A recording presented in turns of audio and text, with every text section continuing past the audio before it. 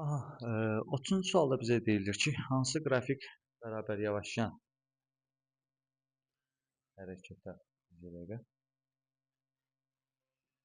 Hə, hansı qrafik bərabər yavaşlayan hərəkətə uyğundur? E, Ümumiyyətlə koordinat zaman qrafiklərində biz birinci növbədə baxırıq ki, qrafik zaman oxunun aşağısındadır, yoxsa yuxarısında. Əgər yuxarıdadırsa hərəkət x ox istiqamətində, yox, aşağıdadırsa x oxunun əksi istiqamətində olacaq. Yeyinləşməyə yavaşmağı isə yenə zaman oxuna baxılır. Bu dəfə zaman oxuna yaxınlaşırsa qrafik olur yavaşlayan, yox, zaman oxundan uzaqlaşırsa qrafik olur nə? Yeyinləşən. İndi bəzi qrafiklərimiz olur ki, yarısı zaman oxundan aşağıda, yarısı yuxarıda olur. Bu zaman nə edirik? Qrafiki koordinat başlanğıcına paralel şəkildə sürüşdürürük. Bu formada. Ondan sonra analiz eləməyə başlayırıq. Deməli, burada deyirik ki, bərabər yavaşlayan hərəkət. Elə A variantı bax sürüşdürsük. Görərik ki, qrafik yavaş-yavaş meyli zaman oxuna nə edir? Yaxınlaşır. Ona görə də 30-cu sualda A variantı olacaq. Daha sonra 31-ci sual. Hansı qrafik bərabər yeniləşən hərəkətə uyğundur? İndi bu dəfə biz zaman oxundan uzaqlaşan bir qrafik axtaracağıq. O da D variantında olacaq. Daha sonra 32-ci sual. 32-ci sualda bizə deyilir ki, x oxu üzrə hərəkətdə sürətin proyeksiyasının zamandan asılı qrafikinin hansı hissəsi x oxu istiqamətində bərabər yavaşlayan hərəkətə uyğundur? Deməli, yenə də sürət zaman qrafikinə baxırıq. Qrafik aşağıdadır, yoxsa yuxarıda? Qrafik yuxarıdadırsa x oxu, aşağıdadırsa x oxunun əksi. Qrafik zaman oxuna yaxınlaşırsa yavaşlayan, uzaqlaşırsa yeyinləşən. Deməli, burada yavaşlayan deyir və x ox istiqamətində. Deməli, yuxarıdakı qrafiklərə baxacaq və yuxarıdakı grafiklərdə yaxınlaşan sadəcə C-dir. Bu, yavaşlayan hərəkət olacaq. Sonra 33-cü sual. Burada isə bizə deyilir, cismin sürət yenə proyeksiyasının zamandan asılı qrafiki verilib və təcilin proyeksiyasını soruşulur bizdən. Bax, burada solda təcilin düsturu yazılıb. Delta V böl T. Bax, burada fikir verirsək, başlanğıc sürətimiz 6, son sürətimiz 18, sürət dəyişməmiz 12-dir və bu dəyişmə baş verib 4 saniyə ərzində. Onda 12 böl 4 nə gətirəcək bizə? 3 metr böl saniyə kvadratı.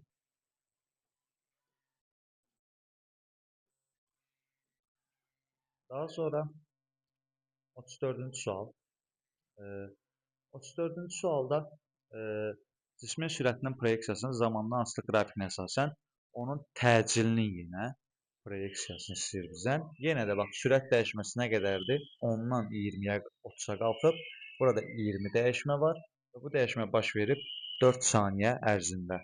Onda 20 böl 4, 5 metr böl saniyə kvadratı eləyəcək. Sonra 35-ci sual. Bax, 35-ci sualda deməli, belə bir şey eləyə bilərik.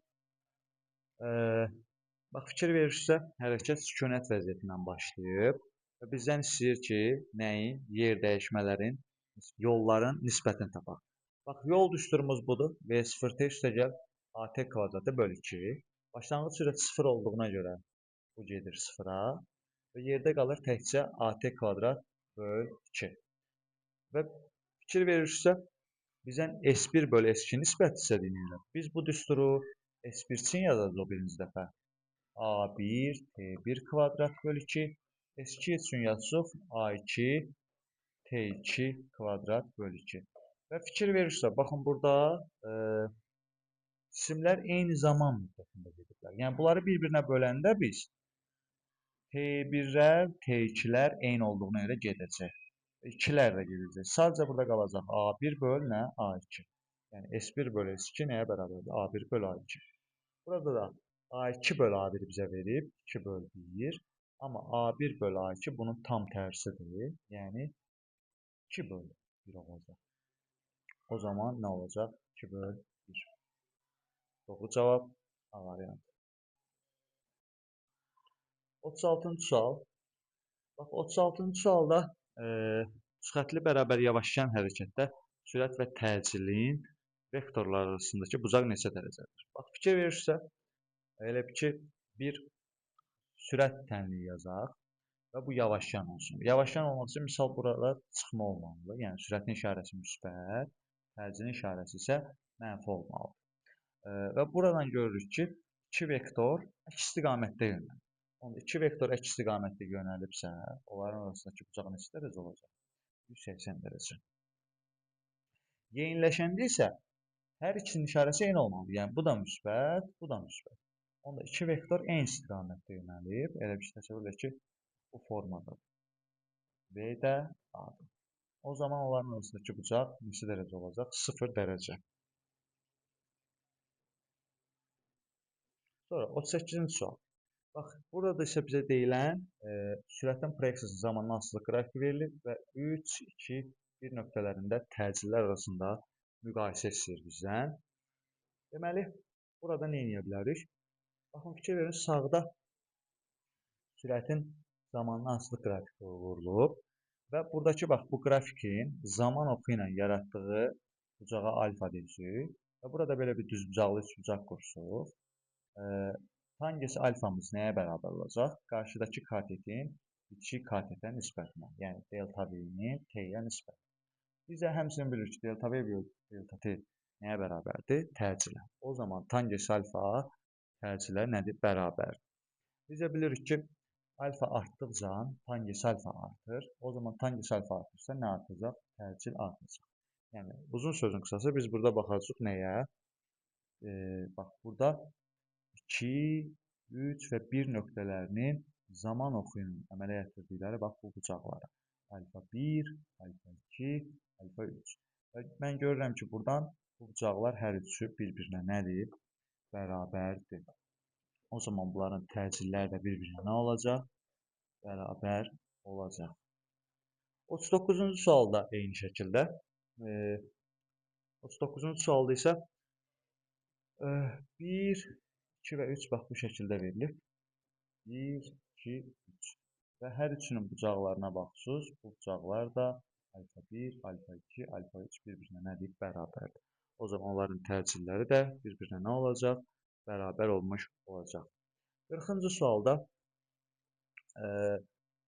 düzxətli bərabər yeyinləşən hərəkət edən və sürəti şəkildə kimi yönəlmiş cismin təcili hansı istiqamətdədir? Deməli, baxın, hərəkət yeyinləşəndirsə, o zaman sürətin və təcilin istiqamətləri nə olmalıdır? Eyni olmalıdır. Yəni, bax, tənlik yazsıq, deyək ki, belə bir tənlik olsun. Bax, mən nə görürəm? Sürət və təcilin işarəsi eyni olmalıdır ki, hərəkət yeyinləşsin. Onda, yeyinləşən hərəkətdə təcil və sürət eyni istiqamətdə olmalıdır. Sürət aşağıdırsa, təcil də aşağı olacaq.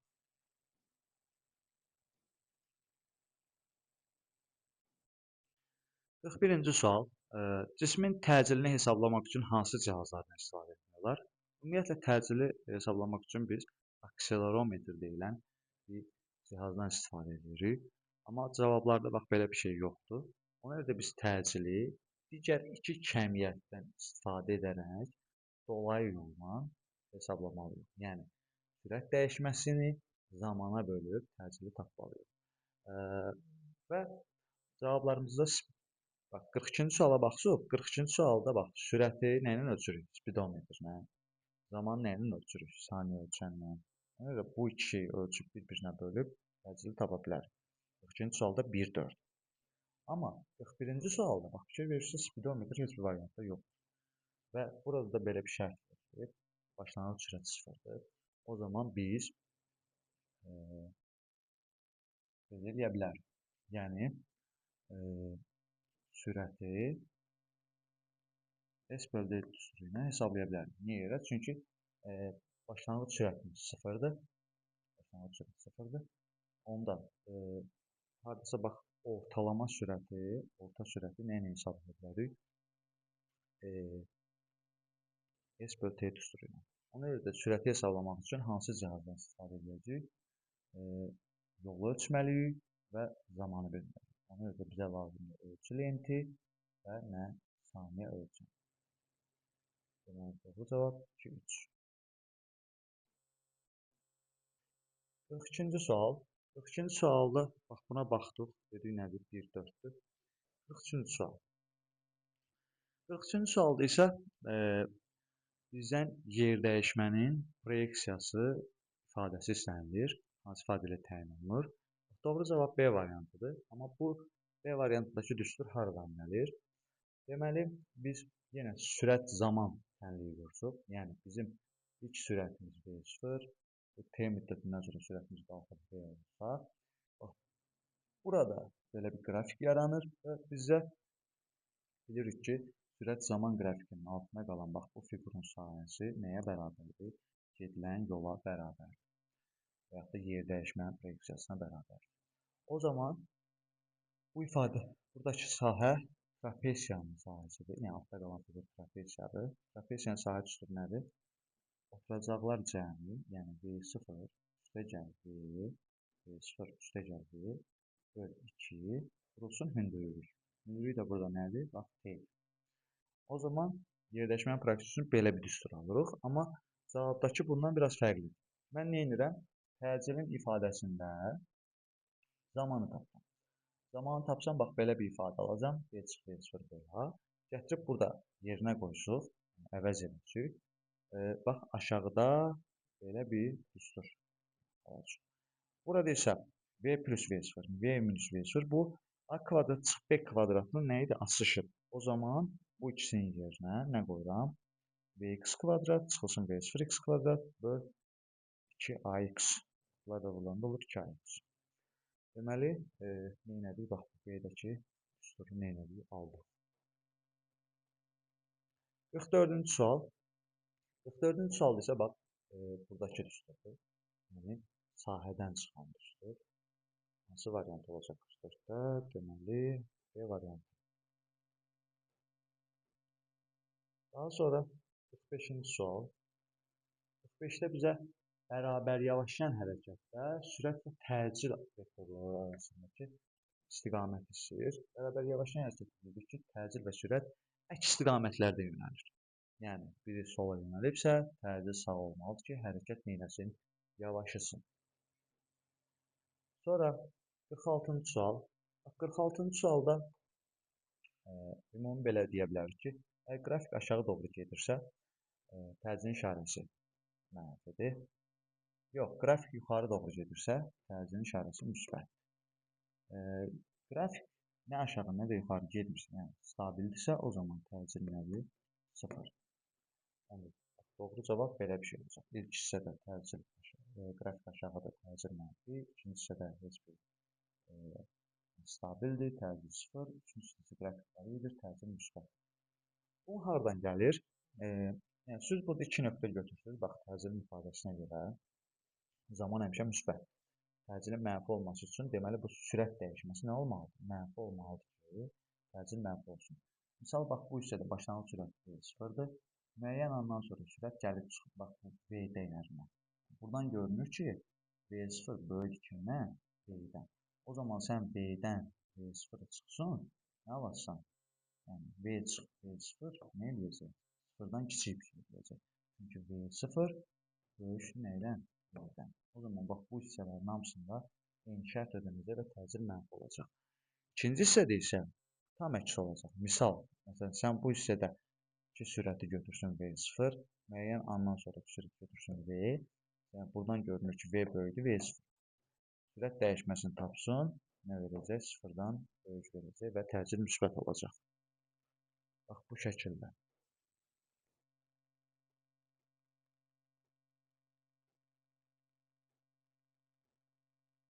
Yeddinci sualda nə deyir bizə? 47-ci sualda isə XT qrafiki verilib və bizdən soruşulur ki, cismin başlanğıc sürəti nədir? Deməli, bax, burada mən nə görürəm qrafikə baxanda? Cisim 3 saniyə müddətində hərəkət edib X oxu istiqamətində. 3 saniyədən sonra hərəkət istiqaməti dayanır və əks çevrilir. Yəni, cisim X oxunun əksinə başlayır hərəkət eləməyə. Yəni, buradan belə çıxır ki, cisim ilk öncə X oxu istiqamətində gedib, 3-cü saniyədə dayanıb və əks istiqamətdə başlayıb hərəkət edir. Və biz bilirik ki, bir cisim hərəkət istiqamətini dəyişmək üçün İlk öncə dayanmalıdır. Dayananda cismin son sürəti nə olmalıdır? 0 olmalıdır. Onda onun sürət tənliyi düşəcək bax bu şəklə. Burada isə AXT-ni sola atsan, onda mənfi AXT bərabərdir V0 olacaq. Gətirib yerinə qoysuq. Təcil mənfi 2-dir. Qarşısındakı mənfi bir zaman isə 3-dür. Yəni 3-cü saniyədə sürət olur. Hesablasaq nə eləyəcək? Müsbət 6 metr böl saniyə eləyəcək.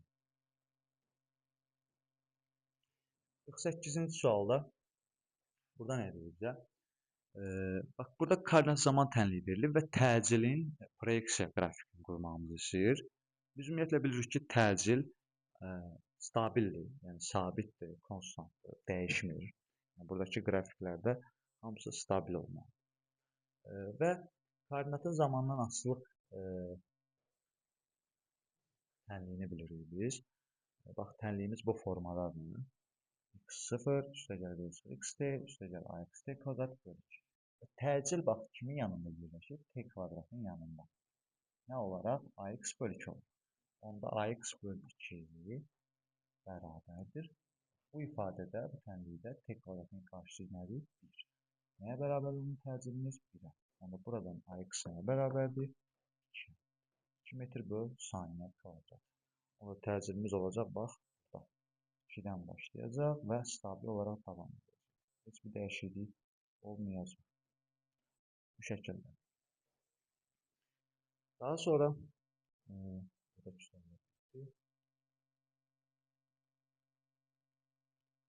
49-cu sual. 49-cu sualda isə bax, bizə yer dəyişmənin tənliyi verilib. Biz bilirik ki, yer dəyişmənin proyeksiya tənliyi bax bu şəkildədir. V0 xt üstəgəl axt kvadrat bölü 2. Və burada isə həmin tənliyi bax burada yerinə dəyərlər qoyularaq yazılıb. Yenə təcilin proyeksiyasının zamanlansıq qrafik soruşulur. T kvadratın qarşısı kimdir? Ax bölü 2. Burada T kvadratın qarşısı kimdir? 1. Onda ax bölü 2 nəyə bərabərdir? 1-ə. Buradan da ax bərabərdir nəyə? 2 metr böl saniyə kvadratına. Belə bir variant Y variantında var. Bax, D-də də elə bir şey var. Amma D-də fikir verirsə təcil artır. Biz axı bərabər təcil hərəkətə baxırıq. Təcil nə etməli deyil? Dəyişməli deyil. Sonra 50-ci sual. Bax, 50-ci sualda bayaq baxdığımız qaydada cisim ilk öncə x-ox istiqamətində hərəkət edir 3 saniyə müddətində. Daha sonra bir anlıq dayanır və x-oxunun əksinə başlayır etməyə hərəkət edir. Onda yenə biz bax, sürət zaman tənliyini yazsaq, son sürət getməlidir 0-a. Onda ax-ni sola göndərsək, belə bir şey alınmalıdır. Buradan da ax tapsaq, və v0x böl t alınmalıdır. V0-mızın qiyməti 12-dir. Gətirib yerinə qoysuq, 12 bölü 3-dən nə alacaq? Mənfi 4 alacaq.